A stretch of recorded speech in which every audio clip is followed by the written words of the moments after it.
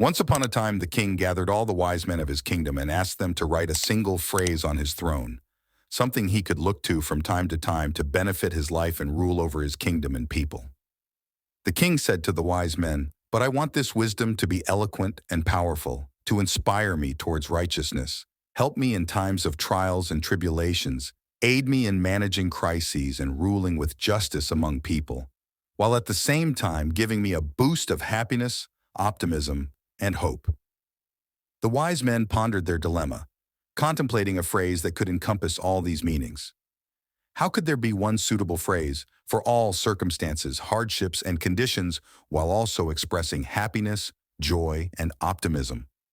After some time, the wise men returned, having written many phrases containing beautiful admonitions and wisdom, but none pleased the king. At that moment, one of the wise men approached the king and raised a sign with a single phrase written on it: "All of this shall pass." The king looked at the sign with interest, and the sage said, "The state of the world, my lord, never remains the same. Whoever believes they are secure from fate is mistaken, for time is ever changing. Surely days of happiness will come, but they too shall pass, just as days of hardship and sorrow shall pass and end. Days will come when victory knocks on the door of your kingdom and everyone will cheer your name. Yet, these beautiful moments too shall pass. You will witness with your own eyes difficult days, tasting the bitterness of defeat when everyone turns against you. But even this shall pass and fade away. All we must always remember is that nothing lasts forever, so we should not despair in pain and affliction, for they shall pass and end. We must also not trust the deceit of the world, for no matter how much life gives us joy and success, let us remember that they are but days and shall also pass." With a smile of satisfaction, the king commanded that this profound wisdom be inscribed upon his throne and in all corners of the kingdom. Once upon a time, there was a large apple tree with spreading branches, full of fruit, strong trunk and branches. Next to the tree was a child who played, frolicked, climbed its branches, and ate its fruit.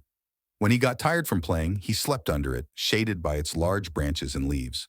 This happened daily. Days passed, and the child grew up and became busy with other things, so he stopped going to the tree. But one day he returned to it, sad. The tree asked him to play, but the boy said, "I am no longer a child, and I need some money to buy some things." The tree said, "I have no money. But take the apples from my branches, sell them, and use the profits to buy what you want." So the boy gathered all the fruit and took it happily, and left and never returned, and the tree became sad. Years later, the child returned. As usual, the tree said to him, "Come and play with me." He replied, "I have become a grown man, and I have a family that I am responsible for, and I need to build a house. Can you help me?" The tree said, "I do not have a house, but you can take from my branches as you wish to build your house." So the man took the branches and left happy. Days and years passed, and the tree was lonely and sad. The child had grown up and become a man and no longer met with her. Suddenly, one very hot summer day, he came to her. The tree was happy to see him and said, "Play with me." He said, "I have grown old and want to rest from the hardships of the world and live a period of relaxation.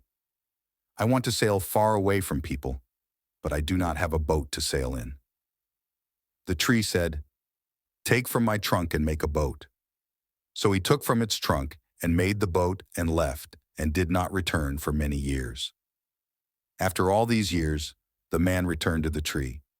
He had become accustomed to him returning to ask for something from her, so she preceded him by saying, "Sorry, but I have become very old, and I have nothing to give you." She told him there were no apples to eat or sell. He said, "No need, I have no teeth to bite them." The tree continued, "I no longer have a trunk for you to play and climb on." He said, "I have no need for it. I have become an old man, and I cannot do it." The tree was very sad because she had nothing to give him. She was almost dead.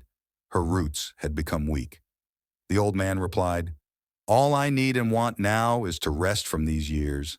I just need a place to rest." The tree said, "These are my roots, and they are all I have left.